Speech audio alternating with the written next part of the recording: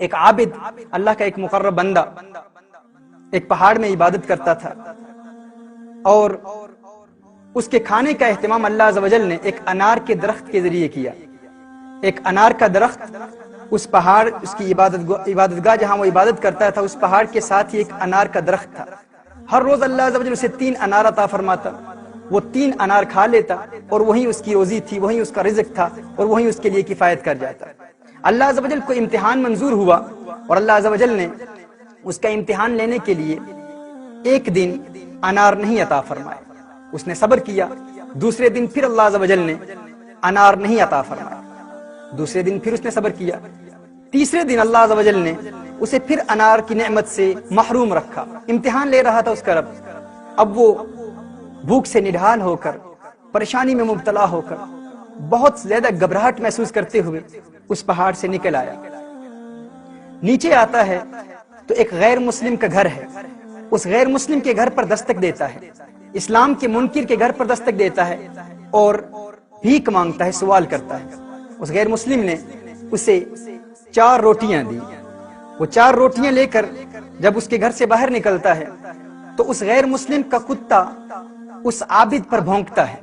وہ عابد اس کتے کو 1 روٹی دیتا ہے، پھر کتا بھونکتا ہے، پھر دوسری روٹی دیتا ہے، پھر کتا بھونکتا ہے، تیسری روٹی بھی دے دیتا ہے، پھر کتا بھونکتا ہے اور چوتھی روٹی بھی دے دیتا ہے، لیکن وہ کتا ابھی بھی بھونک رہا ہے۔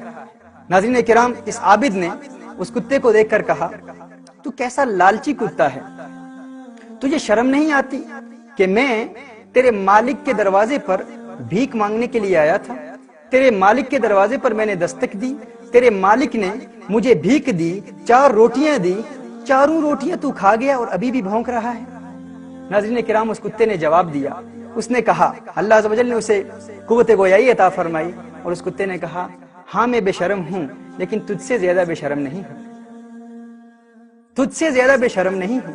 وہ اس لیے کیونکہ وہ رب جو تجھے بغیر کسی مشقت کے، بغیر کسی محنت کے، تیرا مالک، تیرا کریم مولا جو تجھے بغیر کسی محنت و مشقت کے مدتوں سے کھلا رہا ہے، 3 روز تجھے تیرے رب نے انار نہیں دیے تو تو اپنے رب کے دشمن کے دروازے پر بھیک مانگنے کے لیے آ گیا ہے۔ میں تو بے شرم ہوں، لیکن تجھ سے بڑا بے شرم نہیں ہوں۔ اللہ اکبر۔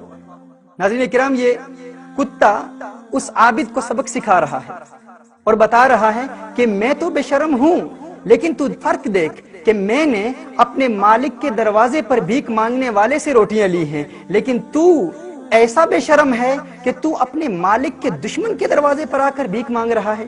تیرا رب تجھے مدتوں سے کھلا رہا ہے، لیکن پھر بھی تو اس کے دشمن کے دروازے پر دستک دے رہا ہے۔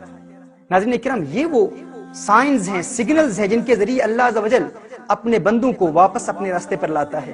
اگر ان کے قدم لڑکھڑا جائیں، اگر وہ بہک جائیں، راستے سے، حقیقت کے راستے سے دور بھی ہو جائیں، تو اللہ عز و جل اپنے مقرب بندوں کو ان سگنلز کے ذریعے، ان سائنز کے ذریعے واپس اپنے راستے پر لاتا ہے۔